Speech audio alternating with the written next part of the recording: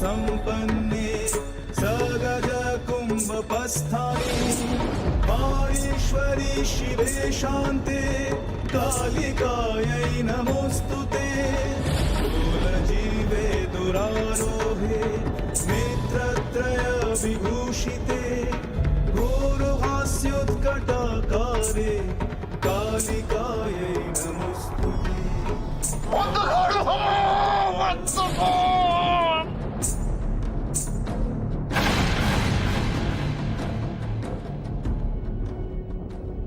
লোকনাথ বন্ধ কর, আমাদের ভুল হয়ে গেছে বাবা।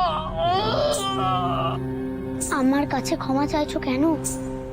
ক্ষমা চাইতে হলে মায়ের কাছে ক্ষমা চাও।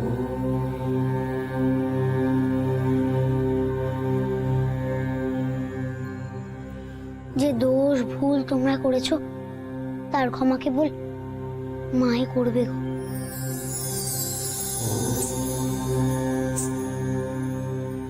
ছেলেরা তো ভুল করে, তা বলে কি মা তাদের তুমুল শাস্তি দেয়? ক্ষমা করো মা, ওদের তুমি ক্ষমা করো।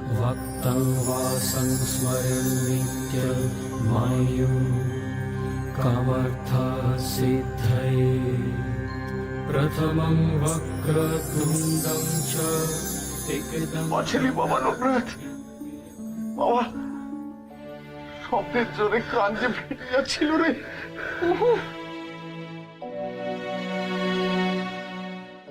এবার দেখলে তো মায়ের কাছে সব সন্তানই সমান, সেখানে কেউ ছোট বড় হয় না। মা তো কাউকে বড় ছোট করে পৃথিবীতে আনে না গো। মানুষ তো বড় ছোট হয় নিজে, তার মনে, তার কাজে, তার ভাবে। মিছিমিছি কেন মাকে নিজেদের ঝগড়ার মাঝে টেনে আনো বলো দেখি?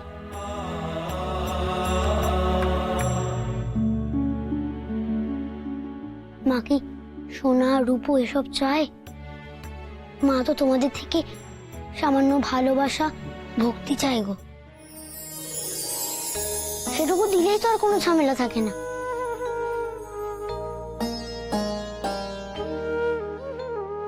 বেটা, ওরে বেটা, এ তুই কি কথা শোনালি আমায়? কি অমক কথা শোনালি রে বেটা?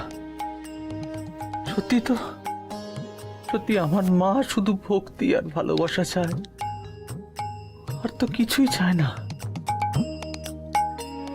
আমিও তো আমার মাকে শুধু ভক্তি আর ভালোবাসা দিয়ে ডেকে গেছি, গান শোনাতে চেয়েছি, কিন্তু কোথাও না কোথাও আমার বিশ্বাসেও টাল খেয়েছে। তাই তো আমার মা আমাকে এমন শাস্তি দিল। হ্যাঁ রে বেটা, চরম শাস্তি। কিন্তু তুই কোথা থেকে পেলি এমন বিশ্বাস? তোর বিশ্বাস যে অনর, আমি কোনোদিনও ভাবিনি আমার কমলা মা আমার কাছে আমার গান শুনতে আসবে। আমি বিশ্বাস রাখতে পারিনি। কিন্তু তুই আমাকে বারবার বলিয়েছিস, বারবার এগিয়ে যেতে বলেছিস। তোর জন্যই তো আমি আমার মাকে গান শোনাতে পারলাম রে। তোর জন্যই আমি আমার মাকে গান শোনাতে পারলাম। হ্যাঁ, তোর বিশ্বাসের জন্যই আমার কমলা মা আমার কাছে এসেছে। সার্থক হয়েছে আমার লোকনাথকে চণ্ডীপুরে নিয়ে আসা। আর যদি উনি এখানে থাকতেন, ওনার শিষ্যের এমন কাণ্ড দেখে কি খুশিটাই না হতেন। আমার জীবনটা ধন্য হয়ে গেছে রে লোকনাথ, তোকে ছোট ভাই হিসেবে পেয়েছি। প্রথমে দেখে বুঝিনি গো, এইটুকু ছেলের ভেতর এত শক্তি আছে। আজ ওকে দেখে আমার জীবন ধন্য হয়ে গেছে। লোকনাথ যে সাধারণ বালক নয়, আমি অনেকদিন আগেই বুঝেছিলাম। যেদিন ওই অবধূত ঠাকুর ওর কর্মকাণ্ডের কথা আমাকে শুনিয়েছিল, আর আজ মা কমলার পুজো সম্ভবই হতো না,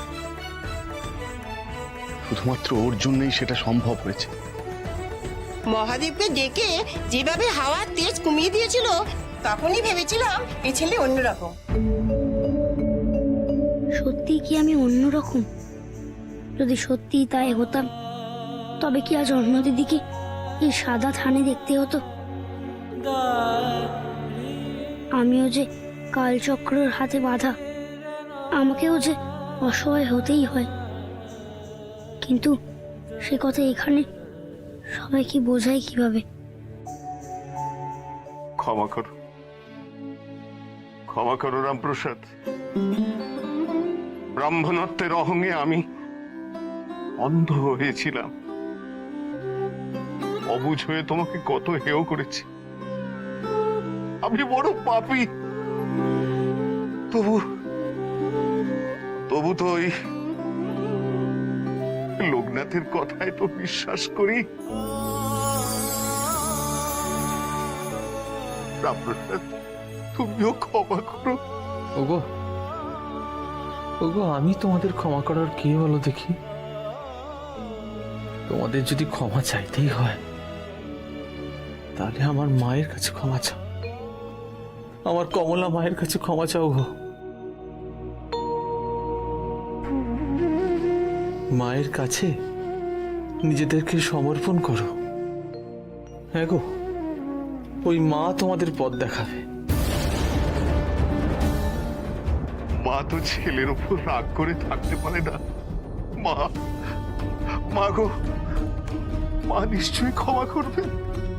ক্ষমা করো, এই বালকের সরলতার কাছে আমরা হার মেনেছি।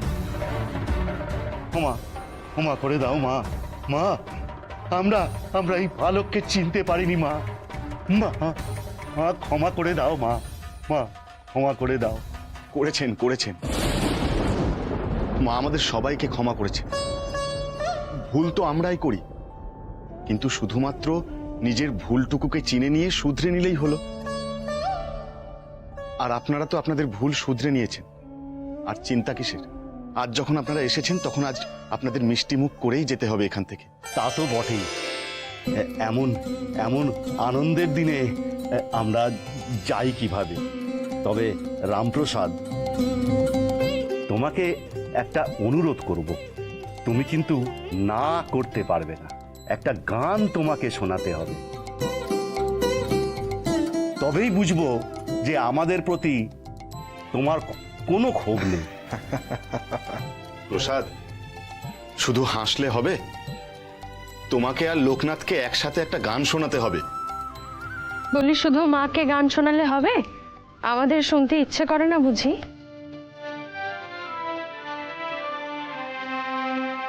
মনে কেন মায়ের চরণ ছাড়া, মনে কেন মায়ের চরণ ছাড়া।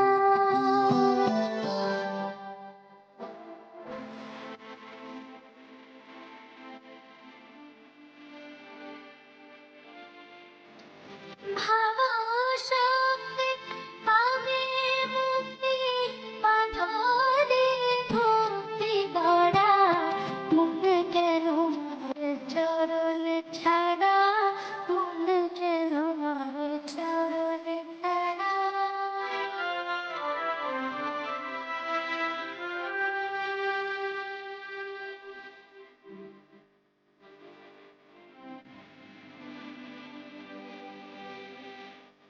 নয়ন থাকতে দেখলে না মন, এমন তোমার কপাল পোড়া।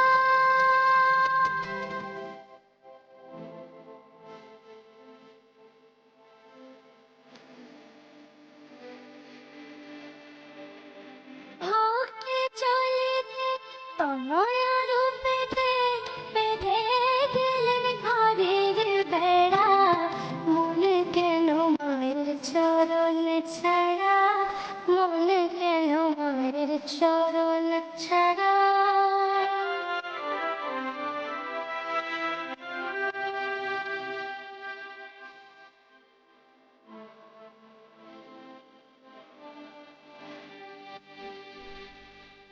মা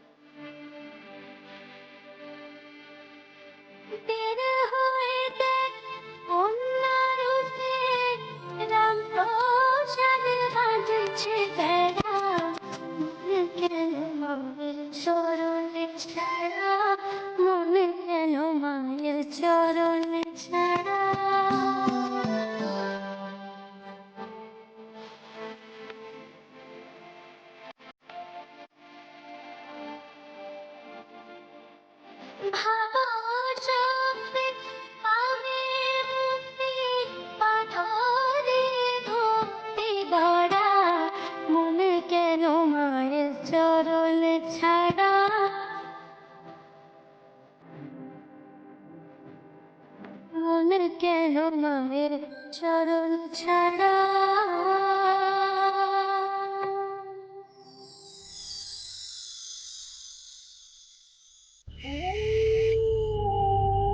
আয় আয় রে বেটা, চল।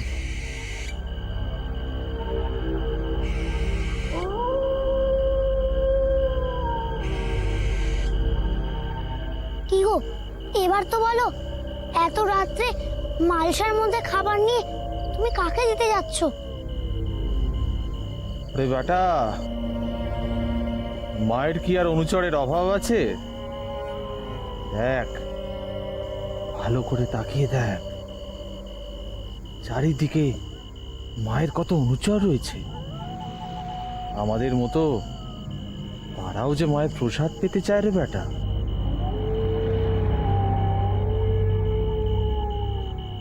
চল চল রে বেটা, এই মালসাটা এখানেই রেখে দি, ওরা এসে ঠিক খেয়ে নেবে। এখানে? হ্যাঁ, এখানে, ওই দিকটায়। কোন দিকটায় গো? ওদিকটায়? ওই যে এই সামনের দিকটায়। এনে ধর, যা মালসাটা ওখানে রেখে দিয়া।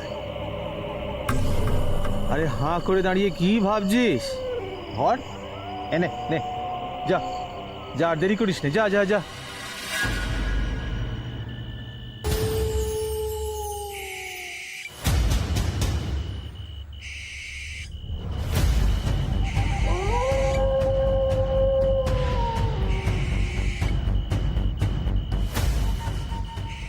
কিরে বেটা,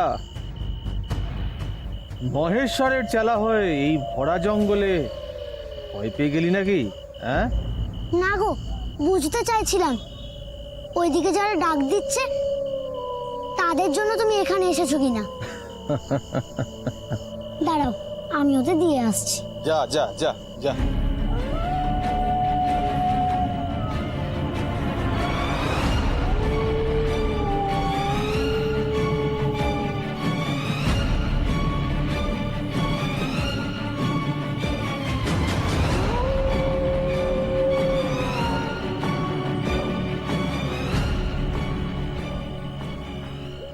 কই গো, এসো তোমরা, তোমাদের জন্য প্রসাদ এনেছি, খেয়ে নিও কিন্তু।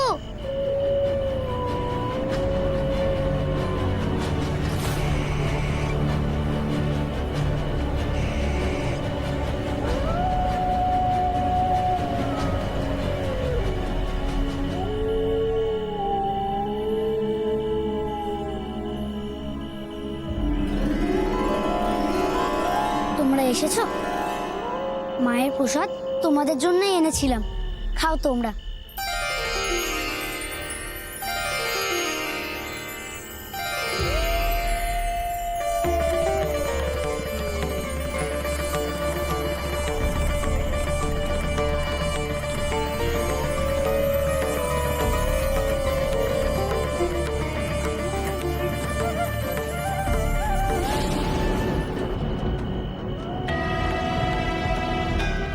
আমি কে সে ঠিক তুমি জানতে পারবে, কিন্তু আগে বলো, তুমি কি সেই রামপ্রসাদ তো, যার গান শোনার জন্য বহু দূর থেকে মানুষ এখানে আসে?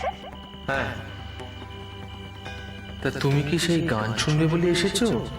হ্যাঁ তো, তোমার গানের আমি অনেক সুখ্যাতি শুনেছি, তাই ভাবলাম যাই, আজ নিজের কানেই তোমার গান শুনে আসি। একটা গানই তো শুনতে চেয়েছিল মা, তাকে তোমার গানটা শুনিয়ে দাও। তোমার গান শুনলে মায়ের রাগ ঠিক পড়ে যাবে। আমি বলছি শোনো।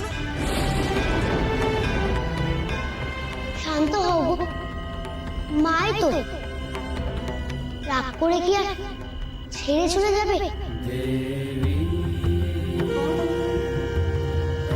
মা, মা রে, মা তুই এসেছিস আমার কাছে?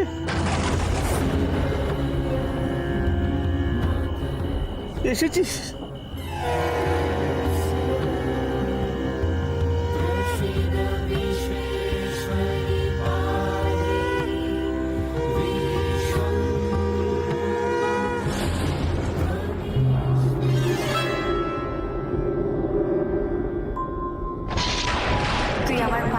দিলি, তাই আমি তোকে আশীর্বাদ করছি। তুই খুব ভালো করে পুজো করিস।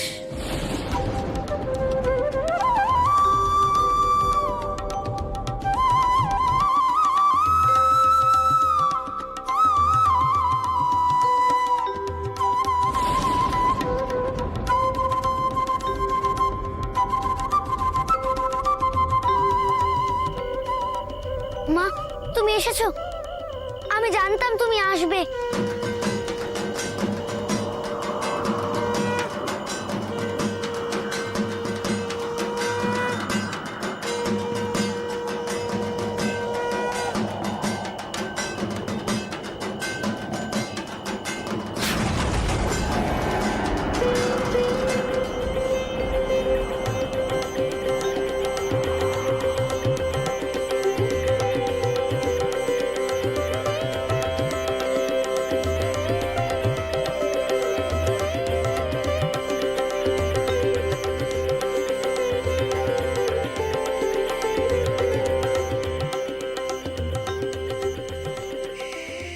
কিরে বেটা, হ্যাঁ কেমন দেখলি, কেমন দেখলি আমার মাকে, কেমন দেখলি আমার মায়ের লীলা খেলা? সবকিছু তো দেখলাম, কিন্তু বুঝলাম না অনেক কিছু। বুঝলি না? কি বুঝলি না রে? এই যে তোমার গানে তুমি বারবার মা কালীর কথা বলো, সেই মা কালী কে? বলো না ঠাকুর, কালী কে? কালী কি? ওরে বেটা, কেমন পাগল রে তুই! আমার মাকে দেখলি তবু কালী কে সেটা বুঝলি নে? শোন তবে। ডুব দে রে মন কালী বলে, ডুব দে রে মন কালী বলে, হৃদি রত্না করে রগাদ জলে, ডুব দে রে মন কালী বলে, ডুব দে রে মন কালী বলে।